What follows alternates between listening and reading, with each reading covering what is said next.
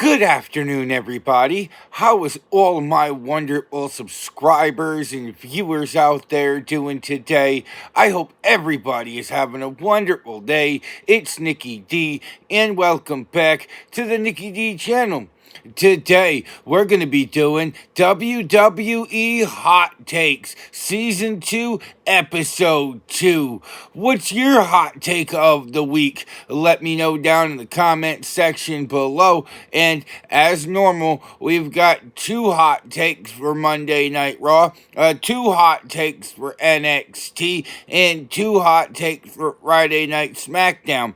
And now that I can make my videos longer for everybody, I'll be going into depth on each subject matter here today. Don't forget to like the video, share the video all over social media, and smash that subscribe button so you can be notified of when I drop my next video. Other than that, I hope everybody is having a wonderful day, and without further ado, let's get to our first hot take of the week. Lyra Valkyria deserves to be Women's Intercontinental Champion.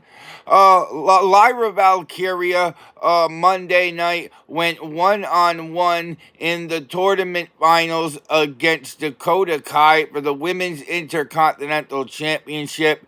And honestly, I was a little disappointed that it wasn't on the January 6th edition of Raw because that's where it was advertised on the closing weeks of 2024. But nonetheless, we still had a good 10 to 12 minute match. Putting it on a PLE might have been a little bit better because the women would have had more time. But still, this match delivered. It was very fast paced, and these two women were exchanging finishers left and right. Lyra Valkyria was finally able to close it out with the Nightwing. But Dakota Kai was able to hit the GTK. So this was a very back and forth type match. Plus, Lyra Valkyria is no stranger to making it into the finals. In 2024, Lyra Valkyria made it all the way to the finals of the Queen of the Ring tournament before losing.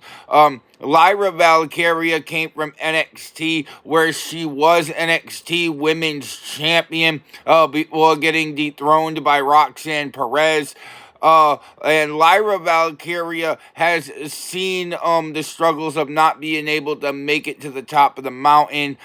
This is very deserving for someone like Lyra Valkyria, who is still semi-new to the main roster and working through the kinks of her wrestling abilities and her promo work. I do think that she will be an excellent Women's Intercontinental Champion. There's no denying that.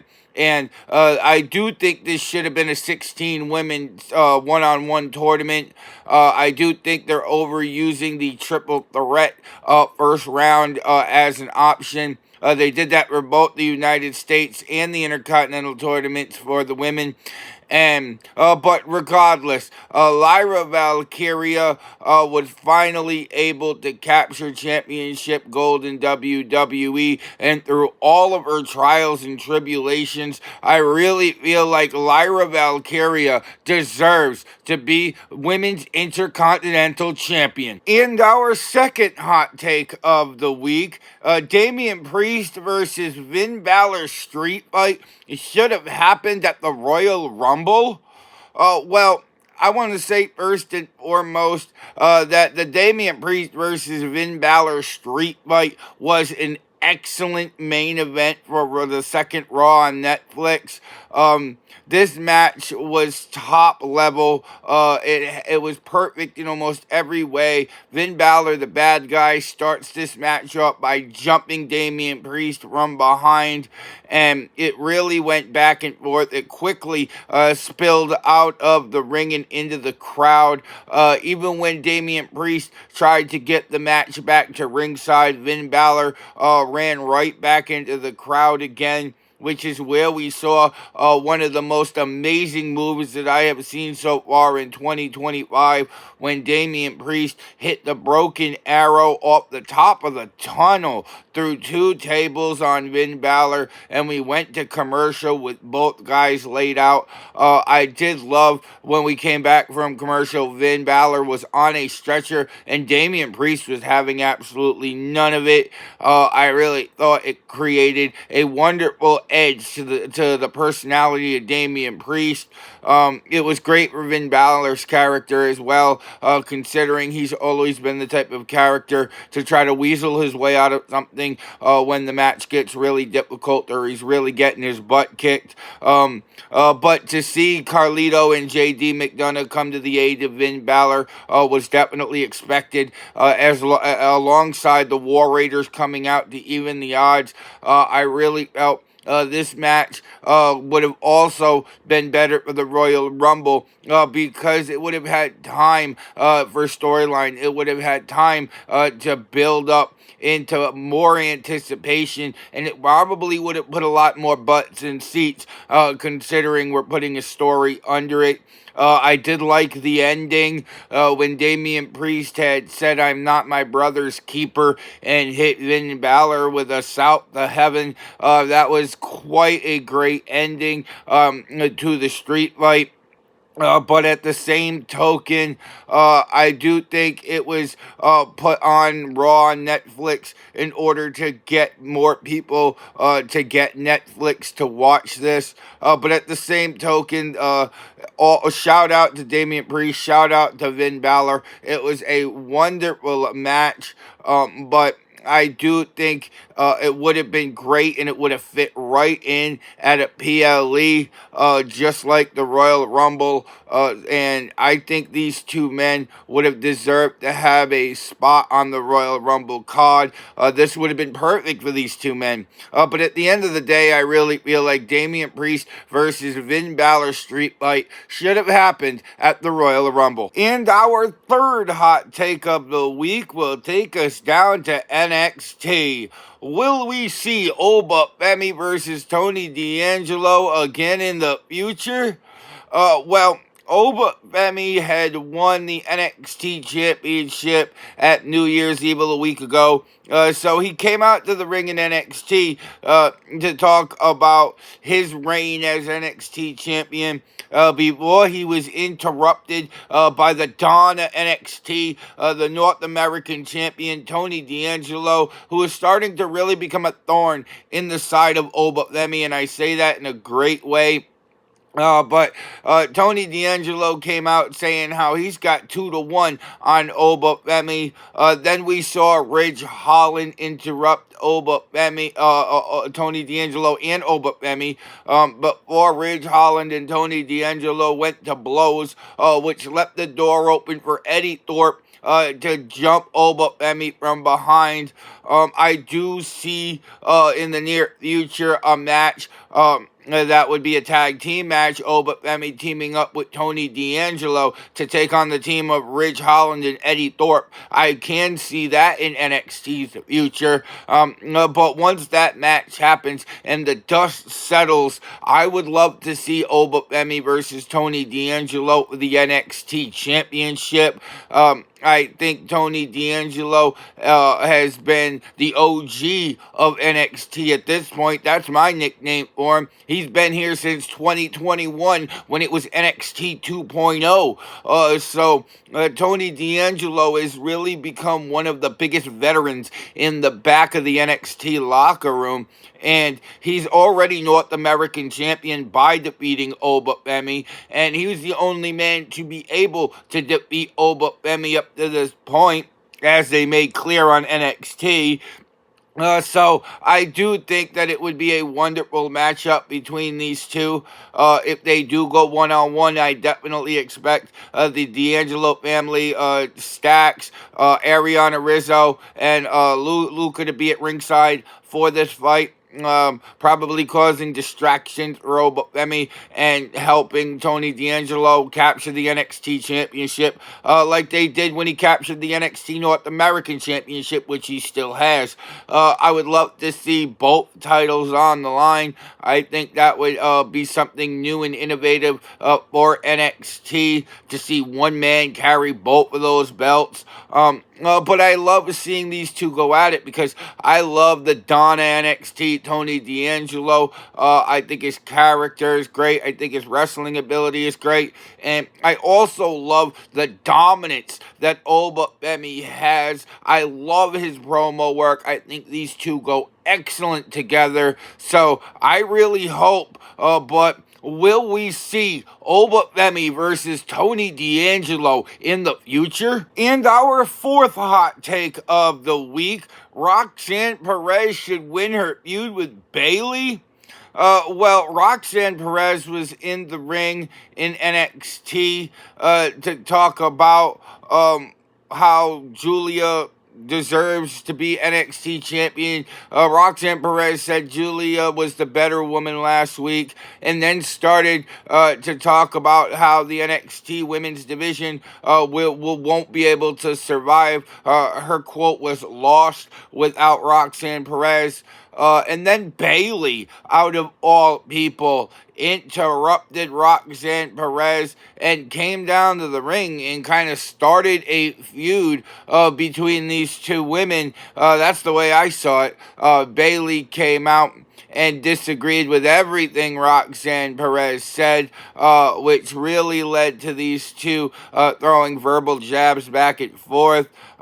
Even on SmackDown, Roxanne Perez was at ringside for the Tiffany Stratton Bayley main event, which we will get to later on in this video. And we even saw Roxanne Perez call out Bayley in the backstage area in an interview with Byron Saxton on SmackDown, inviting Bayley back to NXT.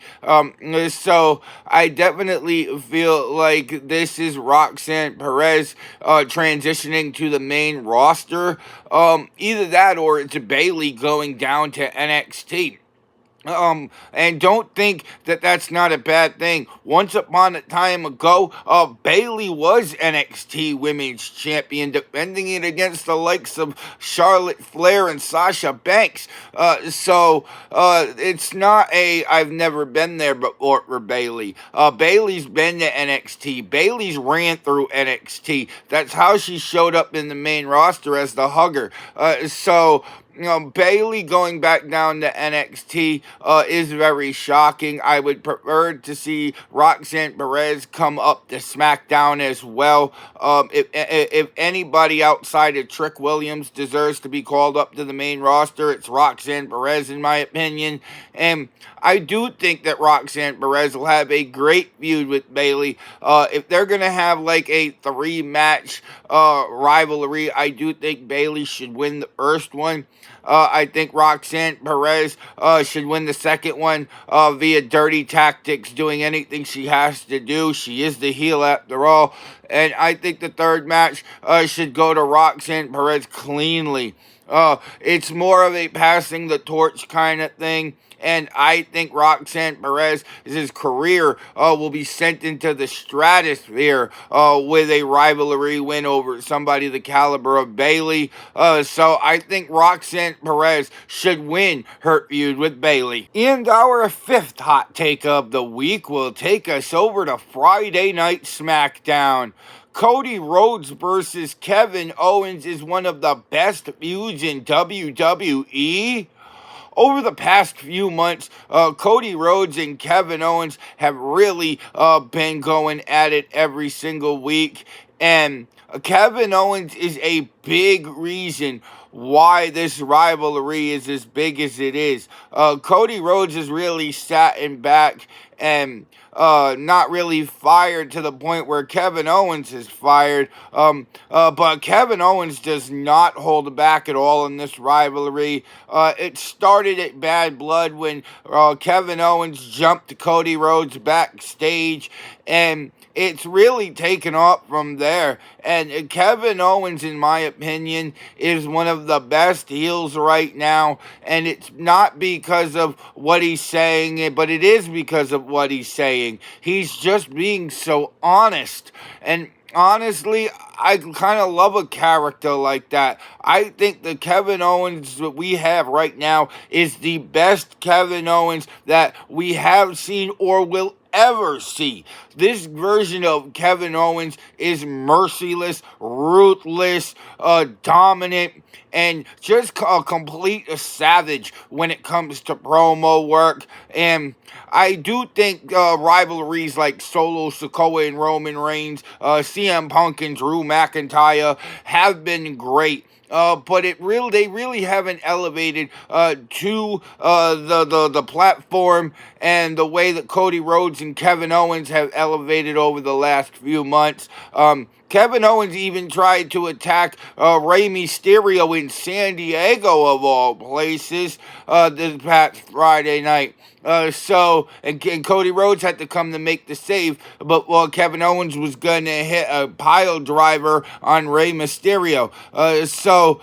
This rivalry has definitely gone up to the stratosphere. I loved the Wing Eagle belt that Kevin Owens has incorporated into his character since Saturday night's main event.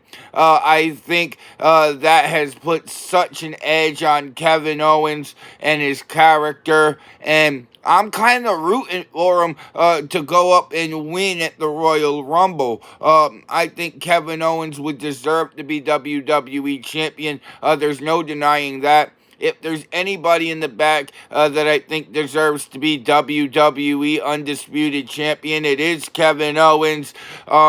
So at the end of the day, I think the Cody Rhodes versus Kevin Owens rivalry is one of the best feuds in WWE. And our final hot take of the week: Tiffany Stratton deserves to be the long-term WWE Women's Champion. Tiffany Stratton 2 weeks ago cashed in her Money in the Bank briefcase on Nia Jax to become the WWE Women's Champion. And last night on Friday Night SmackDown, she had her first title defense against Bayley while Roxanne Perez was in the crowd. Bayley was constantly getting distracted by Roxanne Perez, which was helping to shift the momentum into Tiffany Stratton's favor. And I was really surprised how WWE actually had Tiffany Stratton win this clean. With Roxanne Perez in the crowd, I really thought that it would end with a distraction finish. Roxanne Perez might, jump the barricade and try to cause a distraction in order to get Bayley to lose. But it really didn't happen. Bayley was going for a Bayley to belly and did not connect. Tiffany Stratton, a few minutes later, was able to keep her down long enough to be able to go up to the top rope and hit her finisher and cleanly pin Bayley 1, 2, 3 in the middle of the ring. I do think that does wonders for Tiffany Stratton's career. I really hope we don't get a rematch between these two quite yet. I think Tiffany Stratton should have a few opponents under her belt before Bayley comes back. Plus, Bayley's right now starting a feud with Roxanne Perez. So any option of going after the title right now for Bayley is gonna be flawed by Roxanne Perez. We've got to think that now, considering the rivalry that these two are starting. Plus, Tiffany Stratton has so many women on the roster that she can face. And not to mention, we might be having Charlotte Flair return, which I'm not excited for, unless she's going after Tiffany Stratton. but still, even then, I really hope Charlotte Flair has to earn an opportunity in a number one contenders match for the belt, if that's the case. But still, Tiffany Stratton has proven and grinded. She was NXT Women's Champion, came up to the main roster, won Money in the Bank, became champion. She's been through the trenches. She's grinded. So I really feel like she deserves this. And I really feel like this is the perfect time to do it. So at the end of the day, I really feel like Tiffany Stratton deserves to be the long-term WWE Women's Champion. And that was WWE Hot Take Season 2, Episode 2. What's your hot take of the week? Let me know down in the comment section below. You want to say hi? You want to talk about wrestling? Just post a comment down in the comment section below and I'll get back to you. Don't forget to like the video, share the video all over social media, and you made it all the way to the end of this video. Go smash that subscribe button so you can be notified of when I drop my next video. And if you want to see some more of me, Nikki D, then go check out another one of my videos, because I got hours of content that'll keep you entertained well into the evening. With that being said, I hope everybody has a wonderful evening. I'm Nikki D. This is the Nikki D channel, and I will see all of y'all beautiful people next time. Bye, y'all.